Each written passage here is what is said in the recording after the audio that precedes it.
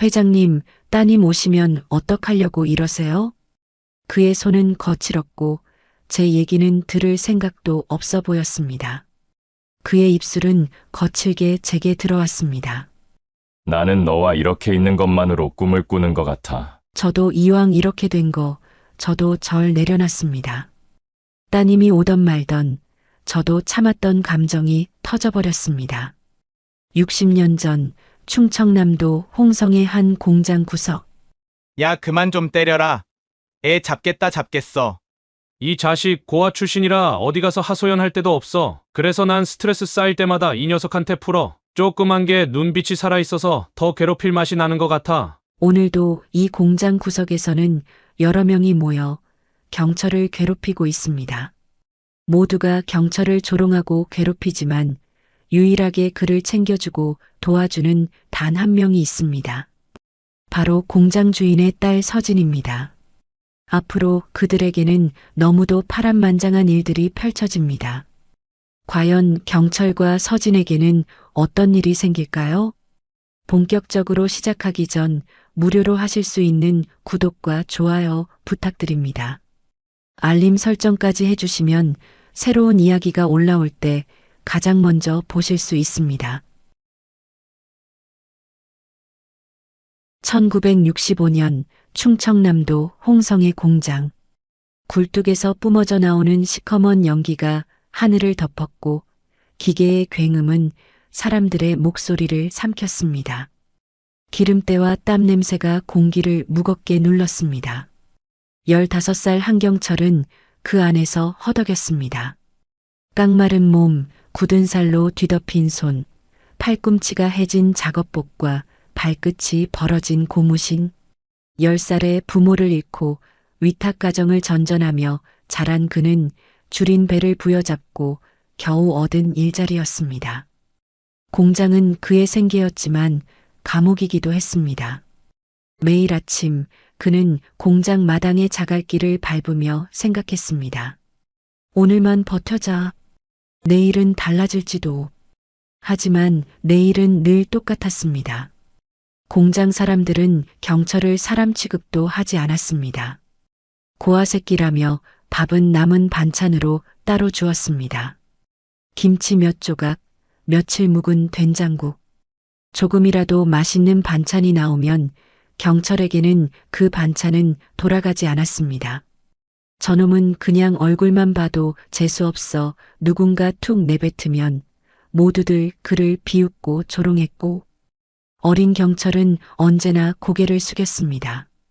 뒷정리도 항상 그의 몫이었습니다. 기계가 고장나면 이유 없이 모두 그의 탓으로 돌렸습니다. 경철이 저놈이 또 뭐 건드린 거 아냐? 이유도 없는 모함은 하루에도 몇 번씩 있었고 그럴 때마다 그는 입술을 깨물었습니다. 내가 도대체 뭘 잘못했다고 저러는 거야? 가슴이 답답했지만 말할 힘조차 없었습니다. 박춘배, 일명 박 반장은 경철을 괴롭히는데 가장 앞장섰습니다. 작업장 구석에서 그의 주먹이 경철의 가슴을 때립니다. 차렷, 어쭈, 똑바로 안 해? 머리 박어. 밥값이라도 하려면 더 남아서 일해야 될 거 아냐? 안 그래? 박 반장은 경철을 거의 놀이개처럼 가지고 놀았습니다. 그럴 때마다 경철은 이를 악물었습니다. 참아야 했습니다. 아니 참는 거 밖에 할 게 없었습니다. 쫓겨나면 갈 곳이 없었습니다. 기숙사로 돌아오면 축축한 이불 속에서 몸을 웅크렸습니다. 손등의 상처, 멍든 어깨를 어루만지며 생각했습니다. 왜 이렇게 살아야 하나 그는 눈물이 고였지만 꼭 삼켰습니다. 세상은 그에게 차갑기만 했습니다. 오늘도 경철의 베개는 축축히 젖어갔습니다. 그 어둠 속 유일한 빛은 서진이었습니다. 13살 공장 서회장의 외동딸. 언제나 숙녀 같은 단아한 복장을 입은 그녀. 그녀는 시골 마을의 공주 같았습니다. 조용한 미소는 공장의 메마른 공기를 바꿨습니다. 어른들도 어린 그녀 앞에선 모두 허리를 굽혔습니다. 경철은 그녀를 멀리서만 바라봤습니다. 저런 애가 나 같은 사람을 사람 취급할 일이 없었다고 생각했으니까요. 그는 기름때 묻은 손을 주머니에 찔렀습니다. 그녀의 맑은 눈동자는 그의 초라한 작업복과 대조되었습니다. 저 애는 다른 세상 사람 같았습니다. 그녀 옆을 지날 때면 경철은 항상 고개를 숙이고 지나쳤습니다. 그런데 서진의 눈길이 그에게 닿았습니다. 처음엔 우연이라 생각했습니다. 공장 마당을 지나며 그녀가 살짝 미소 짓는 걸 보고 경철은 얼굴이 화끈거렸습니다. 나를 본 건 아니겠지? 그냥 딴 곳을 보고 웃는 거겠지. 하지만 그녀의 눈은 자꾸 그를 찾았습니다. 어느 날 식당에서 경철이 쟁반을 엎었습니다. 밥알과 김치가 바닥에 흩어졌습니다. 동료들이 웃음을 터뜨렸습니다. 저 바보 같은 놈, 제대로 하는 게 없네. 모두들 그를 비웃었습니다. 경철은 얼굴이 달아올랐습니다. 고개를 숙이고 주우려는데 누군가 옆에 쪼그려 앉았습니다. 서진이었습니다. 그녀는 말없이 밥알을 주었습니다. 괜찮아요, 오빠. 내가 도와줄게요. 그녀의 손은 작고 부드러웠습니다. 경철은 숨을 멈췄습니다. 왜 나 같은 사람에게 그는 고개를 들지 못했습니다. 동료들의 웃음이 잦아들었습니다. 서진은 담담히 말했습니다. 저 사람들은 속이 비어서 시끄러운 거예요. 신경 쓰지 마세요. 경철의 가슴이 뜨거워졌습니다. 어느 날 경철은 프레스기에서 손을 다쳤습니다. 기계가 잘못 눌리며 손등이 찢어졌습니다. 피가 작업복 소매를 적셨습니다. 아이씨, 저놈 때문에 기계 멈췄잖아. 동료들이 짜증을 냈습니다. 야, 걸레 가져와. 여기 피 묻었어. 아, 이놈은 진짜 없는 게 난 것 같아. 경철은 입술을 깨물고 동네 의원에 갔습니다. 통증이 남은 채 돌아온 그는 기숙사에 누워 손을 부여잡았습니다. 이렇게 아픈데 누구 하나 돌봐주는 사람도 없고 우리 부모님은 왜 옆에 없는 거야? 그의 눈엔 눈물이 고였습니다. 그 밤 문이 조심스레 열렸습니다. 경철 오빠 자요? 나지막한 목소리, 조심스러운 발소리. 서진이었습니다. 양손에 보자기로 싼 찬압을 들고 있었습니다. 엄마가 오빠 주려고 죽을 끓이셨는데 오빠 손 다쳤다면서요. 괜찮아요? 경철은 숨을 삼켰습니다. 제가 꿈을 꾸는 건가? 그는 눈을 동그랗게 뜨고 고개를 끄덕였습니다. 전혀 예상치 못한 상황에 그는 말문이 막혔습니다. 서진은 침대 옆에 앉아 찬압을 열었습니다. 콩나물 죽에서 참기름 향이 피어올랐습니다. 그녀는 수저를 건넸습니다. 먹어요, 오빠. 따뜻할 때요. 경철은 떨리는 손으로 숟갈을 들었습니다. 첫 숟갈이 입에 닿자 목이 아닌 가슴으로 내려갔습니다. 짭짤한 국물, 부드러운 콩나물, 따뜻한 온기. 이런 맛이 있었나 눈물이 차올랐습니다.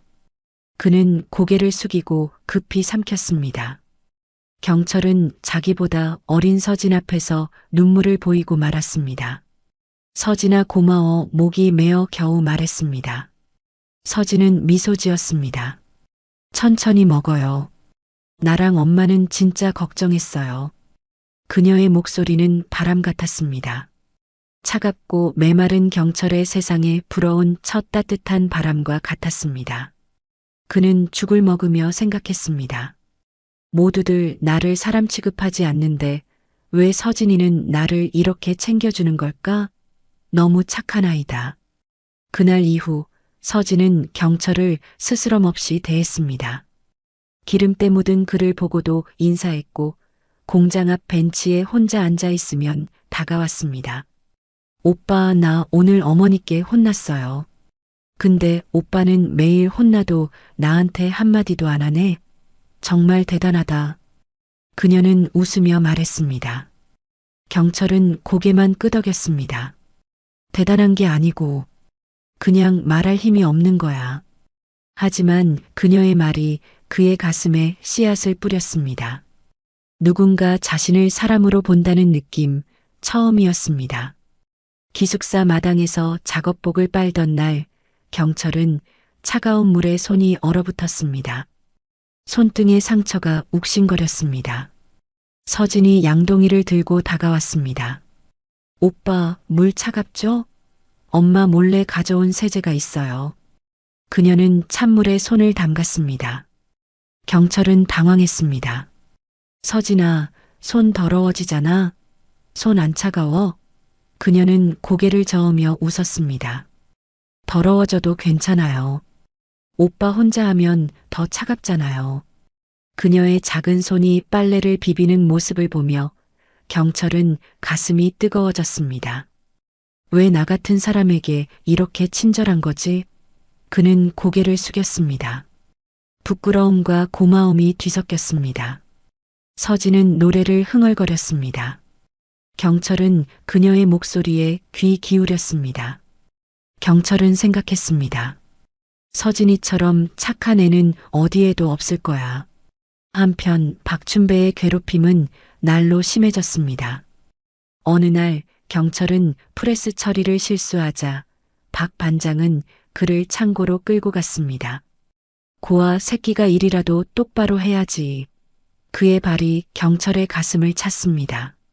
숨이 턱 막히고 무릎이 바닥에 부딪혔습니다.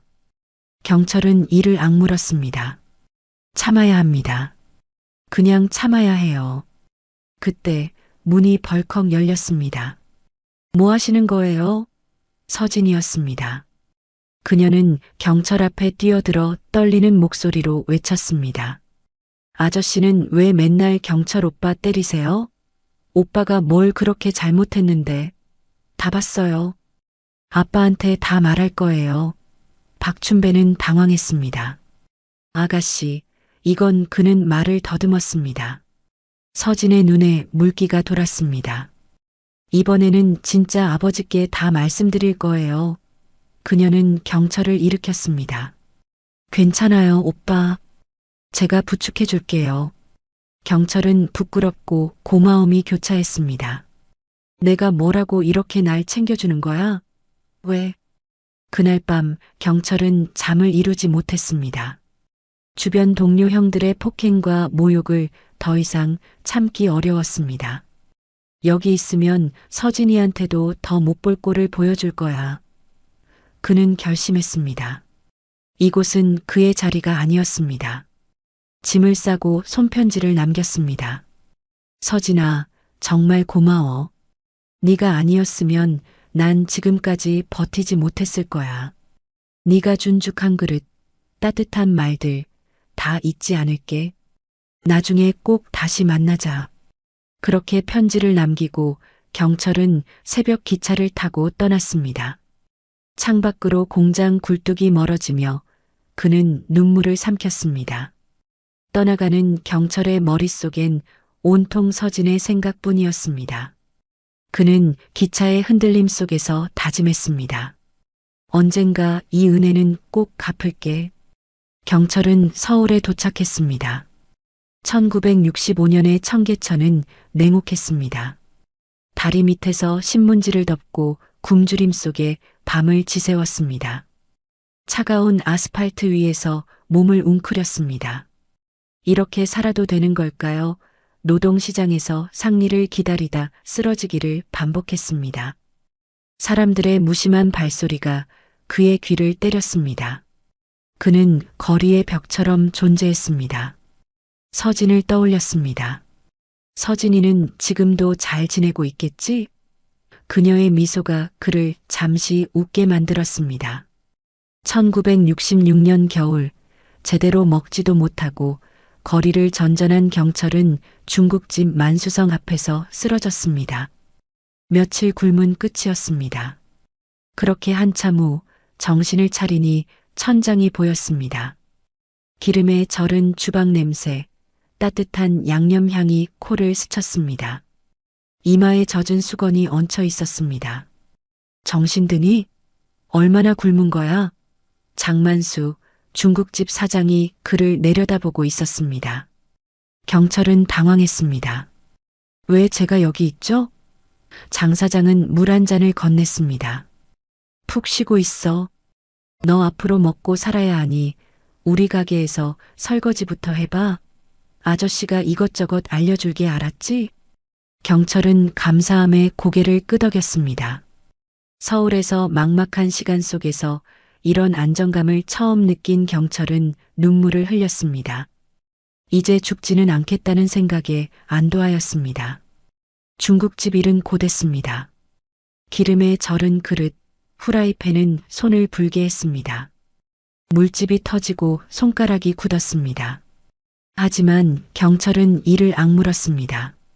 여기서 쫓겨나면 다시 거리로 돌아갑니다. 그는 매일 새벽 가게 문을 열고 바닥을 닦았습니다. 장 사장은 그런 그를 묵묵히 지켜봤습니다. 어느 날 그는 경철을 주방으로 불렀습니다. 이제 칼질 좀 배워볼래? 설거지는 이제 할 만큼 했잖아. 경철은 심장이 뛰었어요. 제가 요리를요? 그는 조심스레 칼을 잡았습니다. 당근을 썰 때 손이 떨렸습니다. 칼날이 손가락을 스쳤습니다. 피가 났지만 그는 아무렇지 않았습니다. 이를 악물었습니다. 장 사장은 묵묵히 경철을 지도했습니다. 천천히 하렴. 채소도 숨 쉬는 거야. 그런 것도 느낄 줄 알아야 해. 경철은 그렇게 하나하나 요리를 배워갔습니다. 첫 만두소를 만들던 날 그는 굉장히 긴장했습니다. 장 사장님 앞에서 음식을 선보이는 자리였습니다. 손이 떨려 고기를 잘못 다졌습니다. 망쳤다. 그는 고개를 숙였습니다. 장 사장은 한 입 맛보더니 미소 지었습니다. 경철아, 너 정말 요리에 소질이 있는 것 같다. 이 만두에 네 마음이 느껴져. 경철은 숨을 멈췄습니다. 제가 잘한 건가요? 그날 밤 그는 뒷마당에서 몰래 울었습니다. 서진의 죽 한 그릇 이후 처음으로 다른 사람에게 인정을 받았기 때문입니다. 서진아, 네 덕분에 내가 이렇게 성장하고 있는 것 같아. 네가 나를 이렇게 만들어준 거야. 경철은 별을 보며 서진에 대한 고마운 마음을 말했습니다. 1969년 장 사장은 낡은 분점을 경철에게 맡겼습니다. 경철이 너라면 충분히 할 수 있을 거야. 가게는 손님이 적었지만 경철은 매일 새벽 문을 쓸고 메뉴판을 정갈히 붙였습니다. 국물을 수백 번 끓였습니다. 내가 만든 음식이 누군가를 따뜻하게 해줄 거야. 그는 정말 열심히 식당을 키워갔습니다. 식당은 입소문이 돌았습니다. 조용한데 맛있는 집. 노동자들이 몰려들었습니다. 이 짬뽕은 정말 속이 뻥 뚫리네요. 날로 많아지는 손님을 보며 경철은 얼굴이 상기되었습니다. 손님 한 분이 그릇을 비우며 말씀하셨습니다. 젊은 사장님, 이 맛은 잊지 못할 겁니다. 먹어본 짬뽕 중에 제일 맛있어요. 경철은 가슴이 뛰었습니다. 평생 조롱만 당하던 경철이 드디어 다른 사람들에게 인정받게 된 것입니다. 1972년 경철은 강남의 화양이라는 가게를 열었습니다. 꽃피는 태양 서진에게 바치는 헌사의 의미로 이름을 졌습니다. 개업식 날 장 사장이 찾아왔습니다. 백발이 된 그는 간판을 보며 눈시울을 붉혔습니다. 내가 했던 말이 기억나니? 열정만 있으면 된다고 한 말. 경철은 고개를 숙였습니다. 감사합니다. 사장님, 그는 마음속으로 중얼거렸습니다. 화양은 성공했습니다. 노동자, 학생, 가족들이 줄을 섰습니다. 경철은 주방에서 땀을 흘리며 웃었습니다. 이게 현실이라는 게 믿어지지 않았습니다.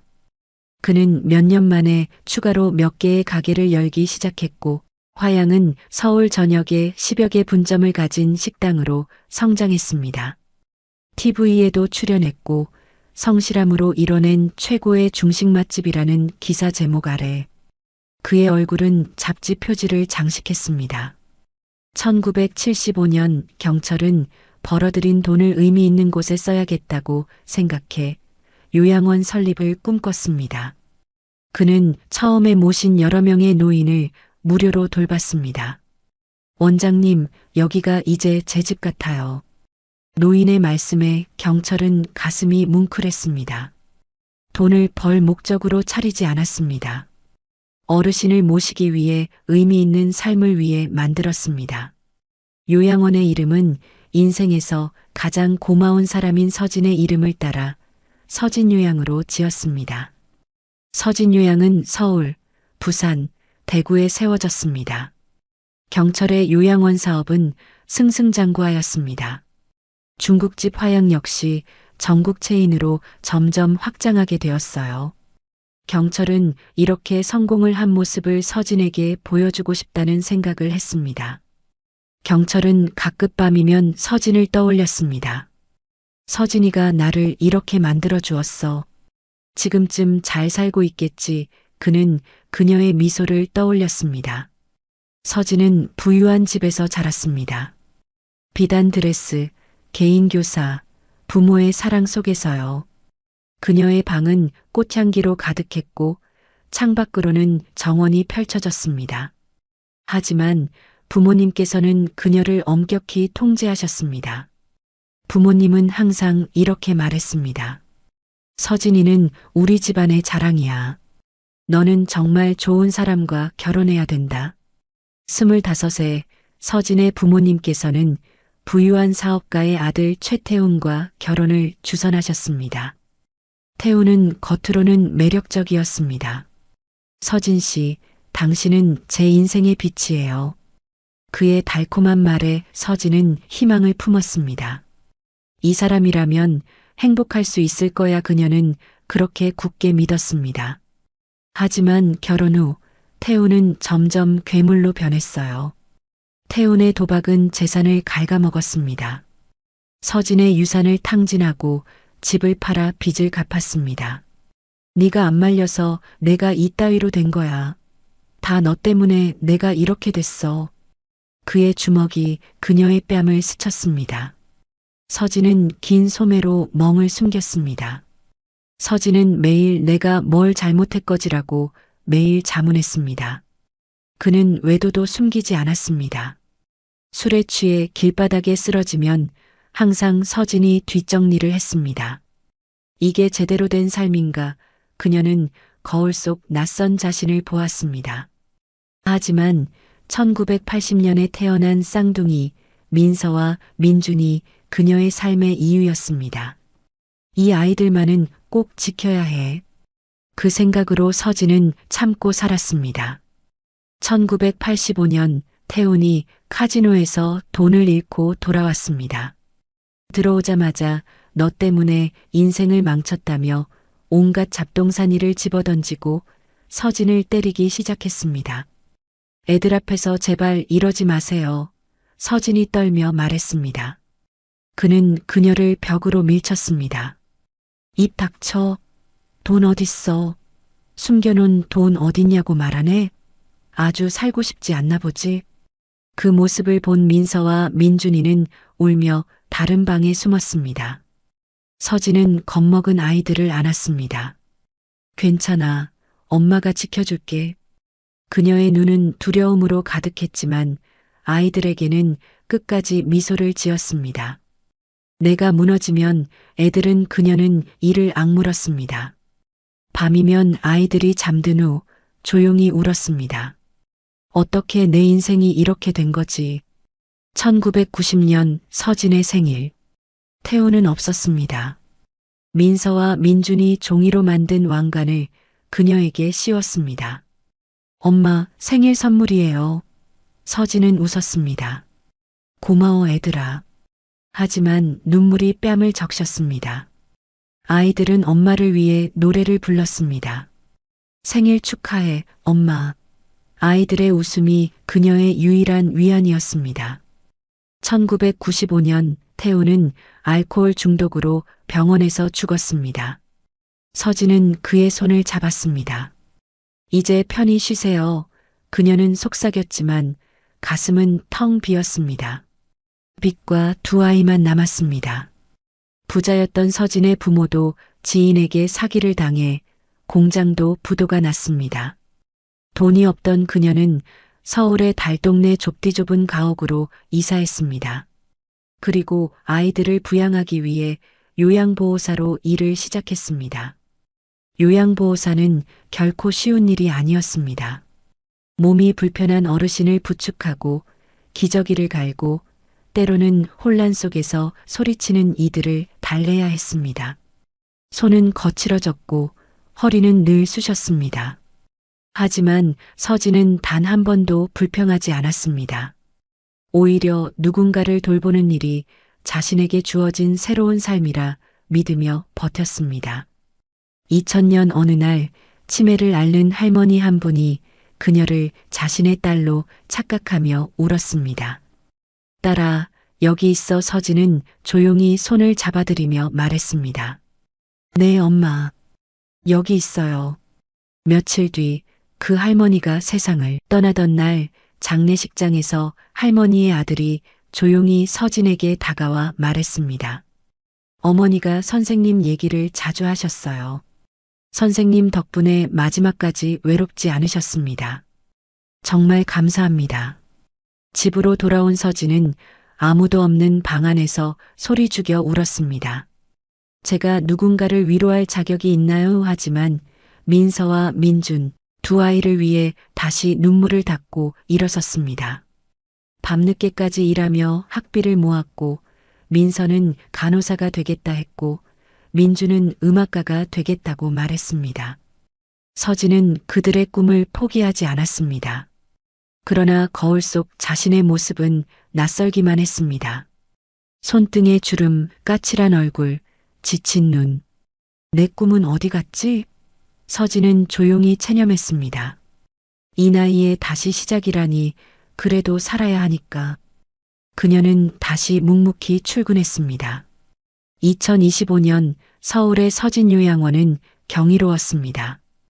유리벽은 햇빛을 반사했고 정원의 장미는 향기를 뿜었습니다. 방들은 집처럼 따뜻했습니다. 75의 경철은 매일 그곳을 걸었습니다. 백발이지만 그의 눈은 강렬했습니다. 그는 독신이었습니다. 결혼 대신 일과 서진에 대한 추억으로 삶을 채웠습니다. 하지만 그의 곁에는 지연이 있었습니다. 10년 전 요양원에서 만난 고아, 소녀를 입양의 딸로 삼은 지연은 이제 28배 변호사로 성장했습니다. 경철은 그녀를 가족으로 지극정성으로 키웠습니다. 그는 항상 서진을 추억하고 자주 그녀를 떠올렸습니다. 그래서 요양원 이름도 서진의 이름을 딴 것이었고요. 어느 아침 경철은 직원 휴게실에서 직원들의 대화를 우연히 들었습니다. 이번에 새로 오신 요양보호사분 성함이 우리 요양원 이름과 똑같아요. 서진 씨래요. 경철은 잠시 멈칫했습니다. 설마 그 서진 씨는 아니겠지. 그는 피식 웃으며 서진을 추억했습니다. 서진은 그의 기억 속 레이스 원피스를 입은 어린 소녀로 남아 있었습니다. 그 부잣집 공주님이 이런 곳에서 일할 리가 없지. 문득 그녀가 더 보고 싶어졌습니다. 그렇게 일과를 보내다 그는 일이 있어 시병동으로 향했습니다. 시병동에서 그는 한 요양보호사를 보았습니다. 왜소한 체격, 묶은 백발, 노인에게 밥을 먹이는 부드러운 손. 그녀는 조용히 말했습니다. 천천히 드세요, 할머니. 뜨거우니까요. 그 목소리가 경철은 왠지 낯익었습니다. 이 목소리. 그녀가 고개를 돌리자 그 순간 시간이 멈췄습니다. 주름진 얼굴, 거친 손, 하지만 그 눈은 따뜻하고 강렬했습니다. 서진이었습니다. 60년 만에 만나도 경철은 한눈에 그녀를 알아볼 수 있었습니다. 경철의 숨이 멎었습니다. 서진 씨, 정말로 그녀도 그를 봤습니다. 그녀도 숟가락을 바닥에 떨어뜨렸습니다. 경철 오빠, 그녀의 목소리가 갈라졌습니다. 서진의 눈은 놀라움과 혼란으로 가득했습니다. 오빠가 왜 여기에? 경철은 다리가 굳어 다가가지 못했습니다. 당신이 왜 이렇게? 직원 휴게실에서 둘은 마주 앉았습니다. 형광등 아래 어색함이 감돌았습니다. 서진은 손을 꼼지락거렸습니다. 손톱은 닳았고 손등은 거칠었습니다. 경철은 가슴이 아팠습니다. 경철은 서진의 손을 잡았습니다. 당신 손은 부드러웠는데 그는 말을 잇지 못했습니다. 서진이 먼저 입을 뗐습니다. 오빠 여기서 무슨 일을 하세요? 오빠 나이에 직원일 리는 없고 혹시 여기 오너인 거예요? 그녀의 눈은 믿을 수 없다는 듯 흔들렸습니다. 경철은 고개를 끄덕였습니다. 네, 제가 당신을 잊지 못해서 당신 이름으로 지었어요. 서진은 숨을 삼켰습니다. 그럴 리가. 오빠가 이렇게 성공하셨을 줄은 대단하시네요. 정말 잘 됐어요. 저는 그냥 요양보호사로 일 시작한 거예요. 경철은 그녀의 삶을 물었습니다. 태훈의 폭력, 빚 아이들. 서진은 담담히 말했습니다. 다 지나간 일이에요. 애들이 잘 크고 있으면 됐죠. 하지만 그녀의 눈은 체념으로 가득했습니다. 경철은 분노와 슬픔이 뒤섞였습니다. 세상이 왜 당신을 이렇게 망가뜨렸어요? 그는 단호히 말했습니다. 고생 그만하세요, 서진 씨. 제 집에서 일해주세요. 가정부로요. 서진은 고개를 저었습니다. 동정은 필요 없어요, 오빠. 그는 그녀의 손을 잡고 싶었지만 주저했습니다. 동정이 아니에요. 제가 당신에게 진 빚을 갚는 거예요. 제발 저를 도와주세요. 서진은 망설였습니다. 그의 간곡한 부탁이 그녀의 가슴을 뚫었습니다. 알겠어요. 하지만 저 진짜 제대로 일할 거예요. 그녀는 미소 지었습니다. 경철은 가슴이 뭉클했습니다. 다시 당신을 만나게 돼서 너무 좋네요. 서진은 경철의 강남 저택에서 일을 시작했습니다. 넓은 거실, 반짝이는 마루, 정원이 보이는 유리창. 그녀는 어색했습니다. 경철은 그녀를 위해 방을 준비했습니다. 여기서 지내세요. 출퇴근 힘들잖아요. 서진은 거절하려 했지만 그의 눈빛에 고개를 끄덕였습니다. 첫날 그녀는 부엌에서 된장국을 끓였습니다. 된장 향이 집을 채웠습니다. 경철은 냄새를 맡고 미소 지었습니다. 이 향 어머니께서 끓여주시던 것 같아요. 서진은 웃었습니다. 오빠, 그때 그 죽 한 그릇 먹고 울었던 거 기억하세요? 둘은 웃었습니다. 과거가 그들을 이어줬습니다. 저녁이면 그들은 거실에 앉아 이야기를 나눴습니다. 공장 시절 서진이 빨래를 도와주던 날 창고에서 뛰어들던 순간. 오빠, 그때 제가 왜 그랬는지 아시겠어요? 서진이 물었습니다. 경철은 고개를 저었습니다. 오빠 눈이 너무 슬퍼 보여서 누군가 오빠를 지켜드려야 할 것 같았어요. 경철은 숨을 삼켰습니다. 그때 서진 씨 때문에 그 시절을 견딜 수 있었어요. 그는 그녀의 손을 잡고 싶었지만 주저했습니다. 서진은 그의 눈을 보고 웃었습니다. 오빠, 아직도 우물쭈물하는 건 여전하시네요. 경철은 얼굴이 붉어졌습니다. 내가 너무나도 보고 싶은 사람을 마주하니 정신이 없네요. 서진은 저택을 정갈히 정리했습니다. 마루를 닫고 창문을 열어 바람을 들였습니다. 경철은 그녀가 힘들지 않도록 배려했습니다. 너무 무리하지 마세요. 제가 도와드릴게요. 그는 그녀와 함께 정원을 가꿨습니다. 장미를 심으며 둘은 웃었습니다. 사람 인생이란 게 참 신기하네요. 오빠를 여기서 다 만나고요. 나도 서진 씨를 만나게 돼서 너무 행복해요. 그들의 시간은 따뜻했습니다. 경철은 매일 밤 잠들기 전 생각했습니다. 서진 씨, 당신이 여기 있어서 제가 너무 행복해요. 경철의 친절은 그의 입양딸 지연의 눈에 띄었습니다. 28살 변호사인 지연은 경철을 아버지로 깊이 사랑했지만 세상을 날카롭게 봤습니다. 그녀는 경철이 서진요양원을 설립하며 자신을 입양한 이유로 그의 헌신을 누구보다 잘 알았습니다. 하지만 서진을 처음 만난 날 그녀는 미소로 인사했음에도 속으로는 의심했습니다. 이분 아버지의 돈을 노리는 거 아니에요? 서진의 거친 손, 낡은 옷이 그녀의 편견을 키웠습니다. 가정부로 일하시면서 왜 이렇게 친하신 거지? 뭔가 이상해요. 지연은 서진의 뒤를 캤습니다. 돈에 굉장히 쪼들리는 상황에 집 한 칸 가지지 못한 생활. 그녀의 채무. 그녀는 확신했습니다. 이분은 뭔가 위험한 사람 같아. 어느 저녁 지연은 경철에게 말했습니다. 아버지, 서진 씨 좀 이상해요. 보니까 집 한 칸 가지고 있지 않고 채무도 많은 것 같은데 꽃뱀일 수도 있어요. 경철은 얼굴이 굳었습니다. 지연아, 서진 씨는 나를 구해주신 분이야. 네가 완전히 잘못 봤어. 지연은 고집했습니다. 아버지가 너무 순진하세요. 제가 조사했어요. 그분 비투성이었어요. 경철은 다소 격해졌습니다. 지연아, 네가 그렇게 말하면 넌 지금 내 인생을 모욕하는 거야. 서진 씨는 나에게 정말 소중한 사람이야.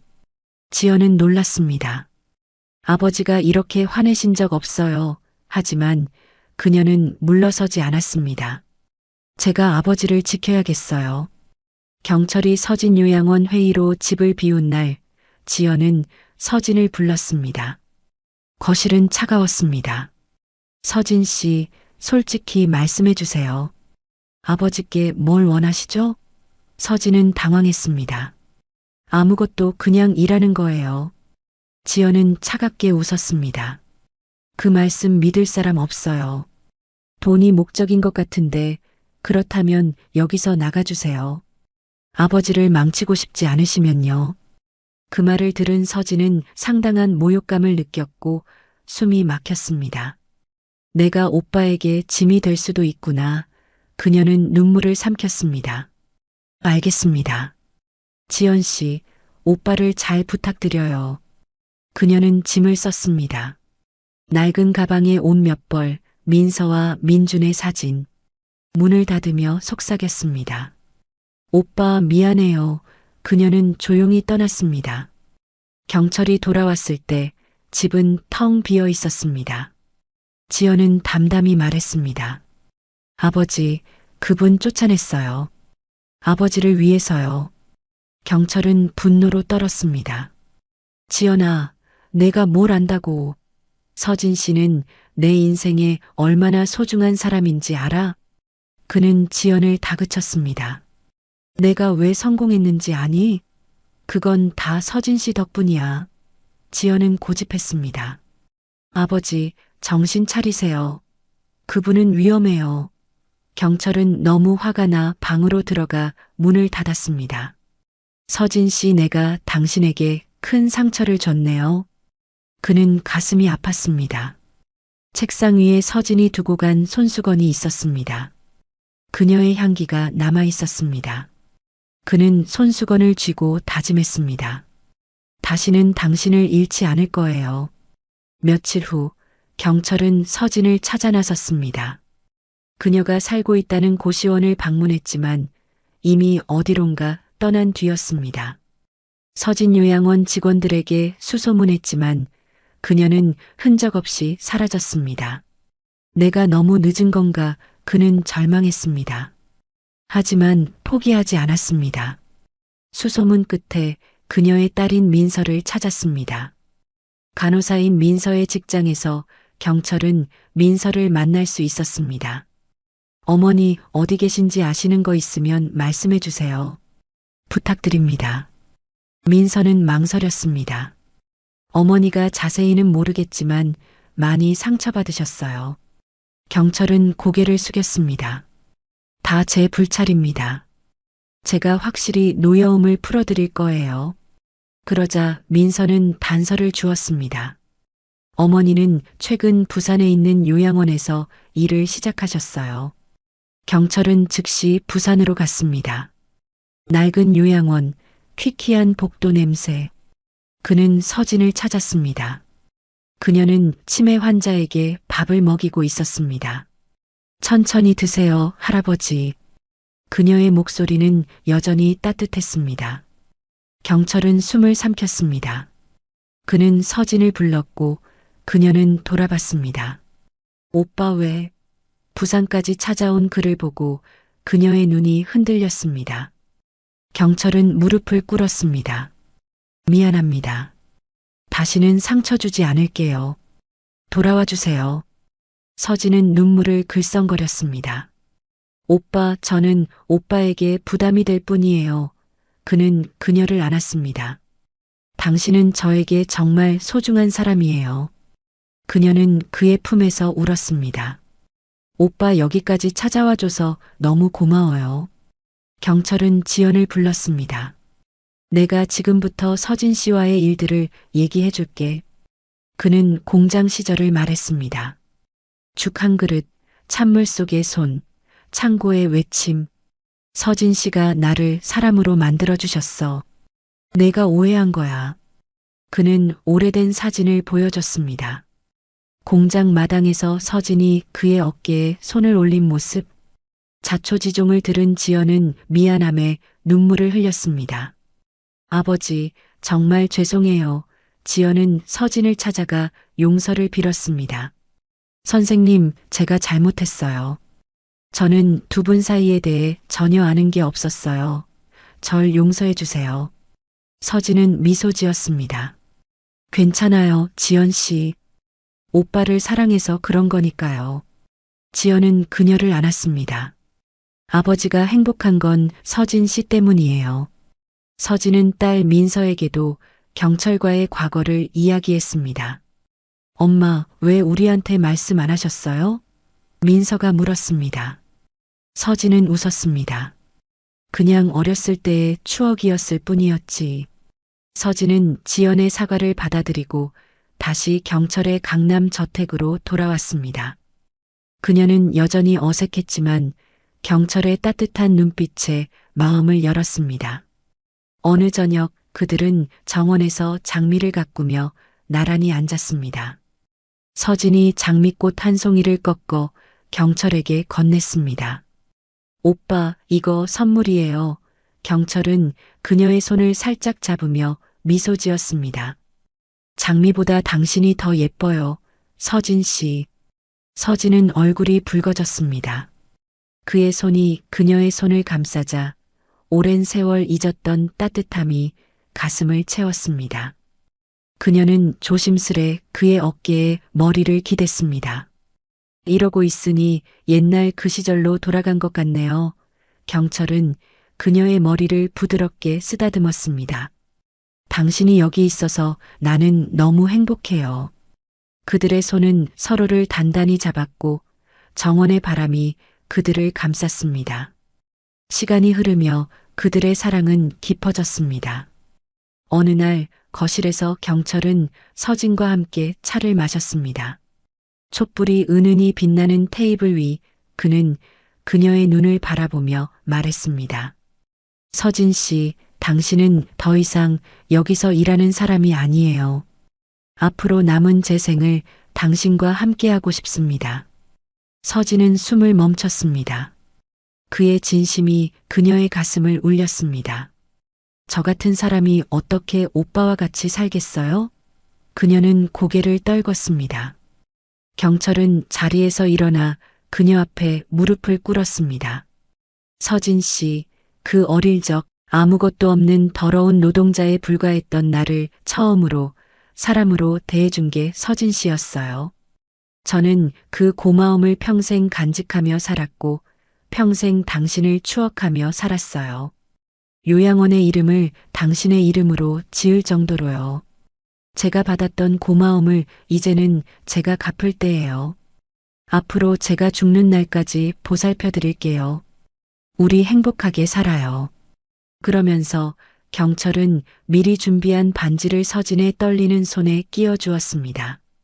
경철 오빠, 전 결혼 후 너무 힘든 삶을 살아왔어요. 아무런 희망도 없이요. 저한테 이런 날이 올 줄은 몰랐어요. 감사해요. 저도 당신과 죽을 때까지 함께하고 싶어요. 둘은 서로를 끌어안았고 그들은 부드럽게 입을 맞췄습니다. 그 순간 서로가 가지고 있던 세월의 상처가 치유되는 듯 했습니다. 경철과 서진은 서진요양원 안뜰에서 조용한 결혼식을 올렸습니다. 지연, 민서, 민준이 함께 준비해줬습니다. 지연은 아버지와 서진의 사랑을 이해하며 눈물을 흘렸습니다. 민서가 말했습니다. 엄마, 행복할 자격 있으세요. 민주는 그들을 위해 작곡한 곡을 연주했습니다. 직원들은 꽃잎을 뿌리며 축복했고 정원의 장미향이 그들을 감쌌습니다. 그들은 함께 늙어갔습니다. 정원을 가꾸고 요리하며 웃었습니다. 경철이 구조한 유기견 다리가 그들의 동반자였습니다. 어느 저녁 현관에서 석양을 바라보며 서진이 물었습니다. 오빠 결혼 후회하지 않아요? 경철은 그녀의 손을 잡았습니다. 더 일찍 당신을 못 찾은 거만요. 서진은 미소 지었습니다. 이렇게 만났잖아요. 이걸로 충분해요. 별이 떠오르며 강아지 다리가 반딧불을 쫓았습니다. 경철과 서진은 손을 맞잡고 웃었습니다. 모두에게 조롱당하던 고아 출신 경철과 유일하게 그를 돌봐줬던 서진은 그렇게 영원을 약속했습니다. 경철과 서진의 따뜻한 이야기에 어떤 마음이 드셨을까요? 그 마음을 댓글로 남겨주세요. 저에겐 큰 힘이 될 것입니다. 오늘 이야기가 마음에 닿으셨다면 구독과 좋아요 부탁드립니다. 이 아름다운 이야기가 널리 알려질 수 있도록 공유해 주시면 더 큰 행운이 찾아오실 거예요.